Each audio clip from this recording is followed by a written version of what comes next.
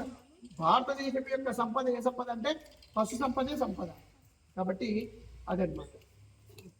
కాబట్టి శ్రీకృష్ణ పరమాత్ముడికి ప్రియమైంది కాబట్టి గోవును పూజిస్తే గోపాలుని పూజించినట్లే. కాబట్టి ఇప్పుడు చక్కగా శ్రీకృష్ణ పరమాత్ముని దర్శించుకుంటూ మనం గోవుని పూజిద్దాం.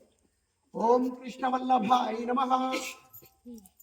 నమః అన్నప్పుడు ఓం కృష్ణాయ నమః.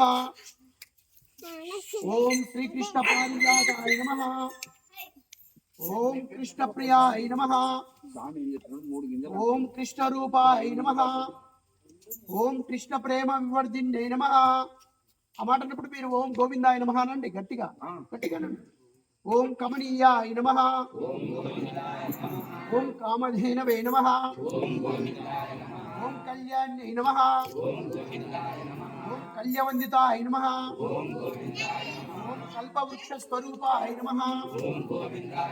ఓం దివ్యకల్ప సమలంకృతాయ నమః. ఓం క్షీరార్ణవ సుసంభూతాయ నమః. ఓం క్షీరరూపిణ్యై నమః. ఓం నందాది గోప వినుతాయ నమః. ఓం నందిన్యై నమః. ఓం నందనప్రదాయ నమః. ఓం బ్రహ్మాదిదేవ వినుతాయ నమః. ఓం బ్రహ్మానంద విధాయిన్యై నమః. ఓం సర్వదేవ గుణస్తుత్యాయ నమః. ఓం గోవిందాయ నమః. ఓం సర్వధర్మ స్వరూపిణ్యై నమః. ఓం గోవిందాయ నమః. ఇప్పుడు మీ దగ్గర ఉన్నటువంటి ఆ యొక్క అక్షతలన్నీ కూడా తీసుకొని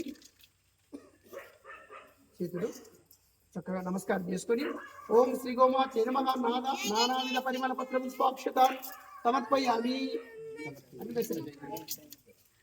Ay, baik, may sabi na ako ng galing nga. Utabihan ka lang sila. Ay, చాలు చాలు.